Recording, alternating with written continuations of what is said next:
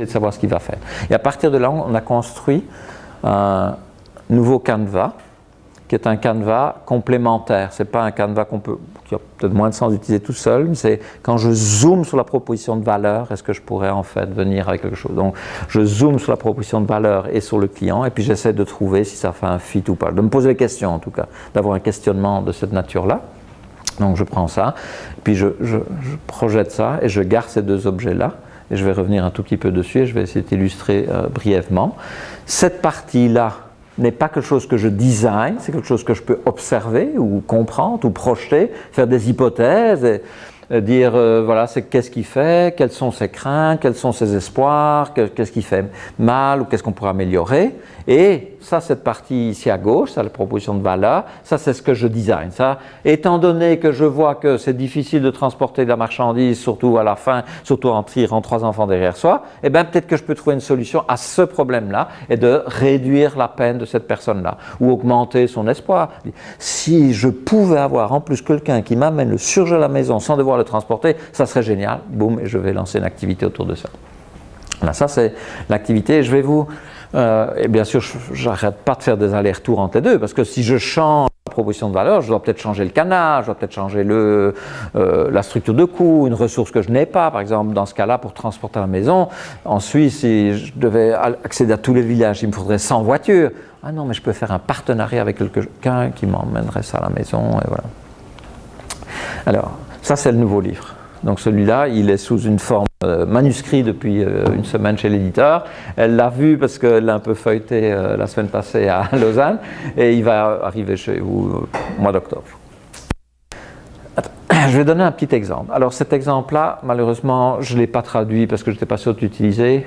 Donc, mais c'est des images, hein, donc je crois qu'on va le suivre assez volontiers. Vous connaissez la société Hilti? Non.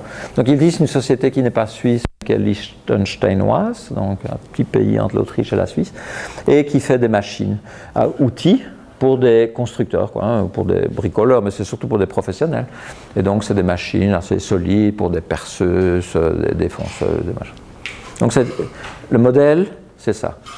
J'ai un business model, donc il fabrique des outils, donc il y a une activité de manufacturing, il a un beau nom pour lui, donc c'est un des assets qu'il a, il fait des machines, il accède à des builders, donc des gens qui construisent sur des chantiers, des maisons ou des routes, il a des canaux de distribution, c'est une force de vente qu'il a, qui délègue parfois dans certains pays, il a une relation client qui est assez one-one, c'est-à-dire que voilà, j'ai signé un contrat avec vous et je vais entretenir cette relation, et puis j'ai un revenu qui va venir des transactions que je fais sur cette vente-là, et puis à gauche j'ai des coûts qui viennent essentiellement de ces deux choses-là, de ressources, l'activité. Ah, ils ont eu un problème il y a quelques années, gros problème. Et ce problème-là, je l'ai représenté comme ça. Ça coûte beaucoup moins cher de faire là que de faire en Suisse. Ah. Donc à partir de là, on dit, comment est-ce qu'on pourrait regagner de la compétitivité? Et ils sont rentrés dans une logique où ils ont dit, il faut comprendre le client, un peu la bouche du client. Donc regardons un peu. Le client, ce qu'il fait, ce que j'ai toujours fait avec lui, c'est pas d'acheter des machines, c'est de les utiliser, c'est-à-dire d'avoir toujours la bonne machine au bon endroit pour faire le truc qu'il faut. Et une fois j'ai besoin de trois perceuses là, j'en ai plus besoin pendant quelques temps, je peux le mettre sur tel chantier, puis je vais la ramener, je vais jouer ça. Ah, mais si c'est le cas, alors je pourrais rentrer dans une logique de dire, mais quel est le profil de ce client? Comment est-ce que je peux voir? Et le client, ils ont commencé à l'observer. Alors, ils ont vu son job n'étant pas d'acheter, c'est de trouver et d'exécuter les contrats, c'est de garder le timing et de respecter les budgets, les délais, tout ça. Ça, c'est son job. Et puis, il a un certain nombre de peines, des choses qui l'ennuient. Parmi les choses qui l'ennuient, il doit investir pour ses outils. Il y a des outils cassés sur des chantiers. Il y a des vols sur les chantiers. Les vols, ça veut dire des retards. Les retards, ça veut dire des pénalités que je vais devoir payer au client. Stress. A contrario, j'ai des espoirs. J'aimerais bien que mes contrats soient profitables. J'aimerais bien avoir accès aux nouveaux outils, les outils qui permettent d'aller plus vite pour faire une tâche ou une activité. J'aimerais bien garantir la sécurité de mes employés. J'aimerais bien que ça tourne tout le temps et qu'on ne me dise pas tout d'un coup « j'ai pas d'outil là-bas sur ce chantier-là, il faut attendre 3 jours et puis l'outil va être transféré ». Des choses comme ça. Et à partir de là, ils ont reconstruit une nouvelle proposition de valeur. Ils se sont dit, si ça c'est le problème, si ça c'est vraiment, pas le problème, le profil un peu que j'estime de ces clients, dont je fais l'hypothèse, alors je pourrais construire quelque chose. Et ce quelque chose, ça va être de venir avec l'idée, je vais faire un contrat avec toi. Je te loue mes outils, donc tu n'investis pas, et je te garantis en fonction de ce que toi tu vas décider en ligne, de t'amener les outils quand tu en as besoin. Ça va être le principe et ils vont reconstruire ça là-dessus.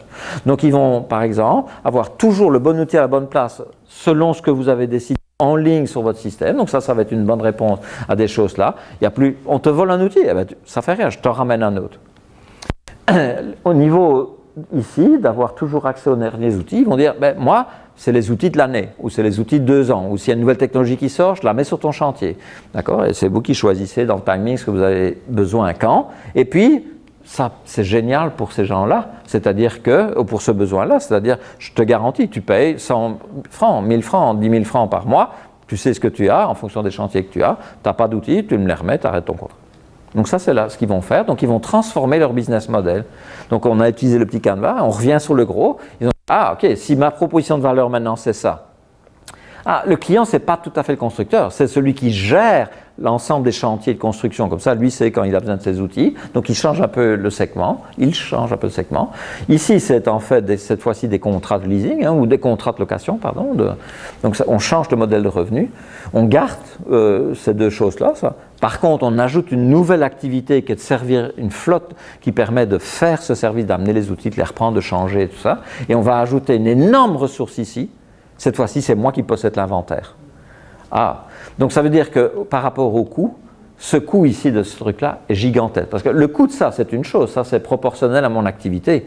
Par contre, maintenant, comme c'est moi qui ai investi, j'ai besoin de beaucoup d'argent. Donc ça veut dire que ça, je n'ai pas montré ici, mais pour faire le funding de ce business model, ça veut dire en fait un financement assez différent. Soit les actionnaires remettent de l'argent, soit je vais à la banque, j'emprunte, mais c'est moi qui gère maintenant. Avant, c'est toi qui achetais, tu prenais le risque, et une fois que tu avais acheté, c'était bon, maintenant il faut que je fasse le truc. Donc ça change.